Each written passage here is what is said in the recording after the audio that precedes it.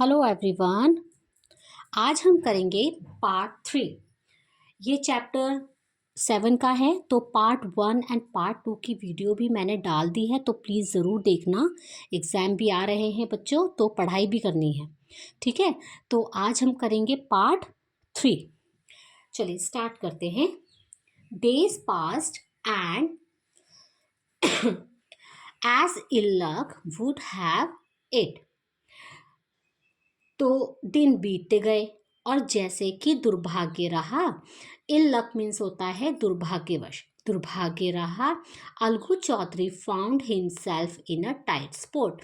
Tight spot मतलब होता है कठिन परिस्थितियाँ, डिफिकल्ट सिचुएशन। देखिए यहाँ वर्ड मीनिंग में भी दिया हुआ है।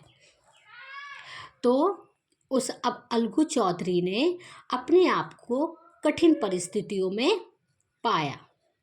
One of his fine pair of bullock dead. अब जो अलगू चौधरी था ना, तो उसके पास बैलों का जोड़ा था और उस जोड़े में से एक की मृत्यु हो गई। And he sold the other to Samjhu Sahu. और जो दूसरा था ना, तो उसने समझू साहू को उसको बेच दिया। और समझू साहू कौन था? A cart driver of the village, जो गांव का बैलगाड़ी चलाने वाला था, उसको बेच दिया। The understanding was that Sahu would pay the price of the bullock in a month's time. तो समझौता इस बात, अंडरस्टैंडिंग मतलब होता है समझौता। समझौता इस बात पर हुआ कि वह बैल के पैसे महीने भर में दे देगा। It so happened that the bullock died one within a month. लेकिन हुआ क्या? ऐसा हुआ कि जो बैल था वो महीने भर में ही मर गया।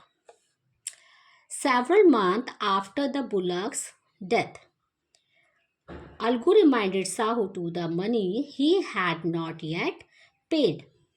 तो बैलों की मृत्यु के कई महीने बाद अलगू ने साहू को याद दिलाया जो अभी तक पैसे नहीं दिए थे उसके बारे में। Sahu got very annoyed.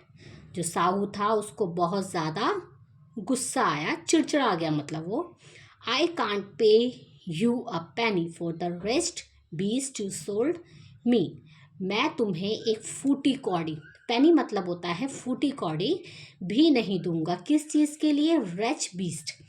Rest means होता है मनहूस, बीस्ट मतलब जानवर। तो मैं उस मनहूस जानवर के लिए तुम्हें फूटी कौड़ी नहीं दूंगा जो तुमने मुझे बेची थी। He brought us nothing but ruin. उसने बर्बादी के सिवा मुझे और कुछ नहीं दिया। ruin मतलब होता है बर्बादी। I have a bullock. मेरे पास एक बुलक है। Use it for a month. कुछ महीने उसको यूज करो and then return it to me. फिर बाद में मुझे वापस कर देना। No money for the dead bullock. पर मरे हुए बुलक के मैं कोई पैसे नहीं दूंगा। He said angrily. उसने गुस्से में कहा। फिर Algu decided to refer the case to the panchayat. Algu ने इस केस को फिर पंचायत में ले जाने का डिसाइड किया। For a second time in a few month preparation for holding the panchayat were made. अब कुछ ही महीनों के दौरान दूसरी बार पंचायत की तैयारियां होने लगी। And both the party started meeting from seeking their support. और दोनों पार्टियां लोगों से मिलने के लिए जाने लगे कि उन्हें कोई सपोर्ट में मिल जाए। ठीक है, वो ढूंढने लगे लोगों को कि उनको कोई अगर सपोर्ट में मिल जाए तो और अच्छा है ना। फिर क्या हुआ देखते हैं। The panchayat was held under the old banyan tree. फिर पंचायत बिठाई गई कहाँ? उसी बैनियन ओल्ड पुराने बरगद के पेड़ के नीचे। Algu stood up and said. Algu खड़ा हुआ और कहा, the voice of the panch is the voice of God. जो पंच की जो आवाज़ होती है वही गॉड की आवाज़ होती है। Let Sahu nominate the head panch. I will abide by his decision. Sahu अपने लिए पंच चुन ले, उसके फैसले को मानूंगा, मतलब जो भी वो फैसले लेंगे वही हम मानेंगे। Sahu saw his chance and proposed the name of Jumman. फिर साहू ने अपना मौका, चांस मतलब मौका देखा और उसने जुम्मन के नाम का प्रस्ताव रख दिया। प्रपोज्ड मीन्स होता है प्रस्ताव रखना, प्रस्ताव रख दिया। Algu heart sank and he turned pale, but what could he do.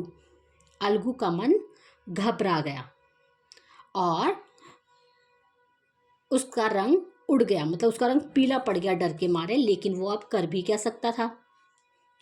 The moment Jumman became head panch, अब जुम्मन जो था वो हेड पंच बना। He realized his responsibilities as judge and the dignity of his office. उसने अपनी जिम्मेदारी एक जज की तरह महसूस की, मतलब वो अपने आप को अब बहुत बड़ा समझ रहा था, तो वो अपनी जिम्मेदारी को एक जज की तरह समझ रहा था और उसने अपने आप को भी एक जज की तरह महसूस किया। Have the seated in that high place have his revenge now, he thought and thought।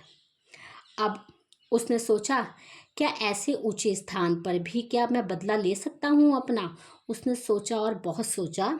He must not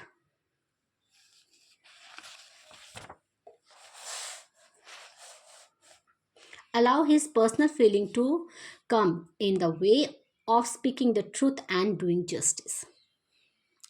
वो मतलब वो बिल्कुल नहीं चाहता था कि अपनी पर्सनल फीलिंग को अपनी सच्चाई के बीच में लाने का, मतलब ठीक है वो अलगुस का दुश्मन बन गया था, लेकिन अब वो ये नहीं चाहता था कि वो अपनी सच्चाई पर अपने पर्सनल फीलिंग को लेकर आए।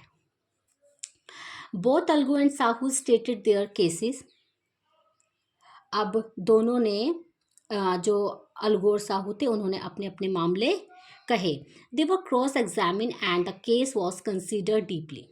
दोनों को अच्छे से क्रॉस एग्जामिन किया गया और फिर बहुत डीपली सोचा गया। Then Jumman stood up and announce, फिर जुम्मन खड़ा हुआ और उसने घोषणा किया, it is our opinion and Sahu should pay Algu the price of the bullock. कि उसने क्या सोचा, अब क्या अनाउंस किया कि हमारे ओपिनियन से जो साहू है उसको बुलक के पैसे अलगू को वापस करने चाहिए, देने चाहिए। When Sahu bought the bullock, जब साहू ने बुलक को खरीदा था, he suffered from no disability और डिजीज। तब क्या हुआ था, जो बुलक था उसको कोई भी बीमारी वगैरह कुछ भी नहीं था, तब वो बिल्कुल परफेक्ट, बिल्कुल सही था। The death of the bullock was unfortunate, जो बुलक की मृत्यु हुई थी वो अनफॉर्चुनेट हुई थी। Algu can not be blame for it, Algu को इस चीज़ के लिए हम ब्लेम नहीं कर सकते हैं। Algu could not contain his feeling, अब जो अलगू था वो अपने भावनाओं को काबू में नहीं कर सका। He stood up and said loudly over and over again, फिर वो खड़ा हुआ और उसने जोर से बार बार कहा, विक्ट्री ऑफ द पंचायत, कि क्या कहा कि ये है न्याय, न्याय की जीत हुई, ये है न्याय। God live in the voice of the panch, जो गॉड होते हैं पंच के आवाज में ही गॉड निवास करते हैं। Soon after Algu Jumman came to Algu, फिर जल्द ही जुम्मन अलगू के पास आया। एम्ब्रेस्ड हिम एंड सेड, फिर जुम्मन अलगू के पास आया, उसने अलगू को गले लगा लिया, और इम्प्रेस्ड मतलब होता है गले लगा लिया और कहा, सिंस द लास्ट पंचायत, पिछली पंचायत से मैं I had become your enemy, मैं तुम्हारा दुश्मन बन गया था। Today I realize what it mean to be a panch, लेकिन आज मुझे एहसास हुआ कि एक पंच का क्या मतलब होता है। A panch has no friend nor enemy. Panch का ना तो कोई फ्रेंड होता है और ना ही कोई दुश्मन होता है। ही नोज ओनली जस्टिस, वो सिर्फ न्याय जानता है। Let no one deviate from the path of justice and truth for friendship of और एनिमिटी। फिर दोस्ती और दुश्मनी के दोस्ती और दुश्मनी के लिए न्याय के पंच से किसी को भटकना नहीं चाहिए। डिविएट मीन्स होता है भटकना। ये देखिए यहाँ पर भी दिया हुआ है वर्ड मीनिंग में।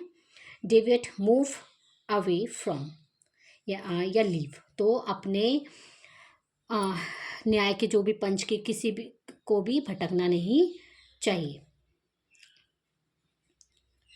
फिर Algu embraced his friend and wept. Algu ने अपने फ्रेंड जुम्मन को गले लगा लिया और वो रोया, बहुत रोया। And his tear washed away all the dirt of misunderstanding between them. फिर उसके बाद और उसके आंसुओं ने भी दोनों के बीच गलतफहमी थी, जो भी गलतफहमी थी, आंसुओं के रास्ते बहा दिया। ये चैप्टर यहाँ पर होता है ख़त्म। ये आई होप ये स्टोरी भी सबको समझ आई होगी।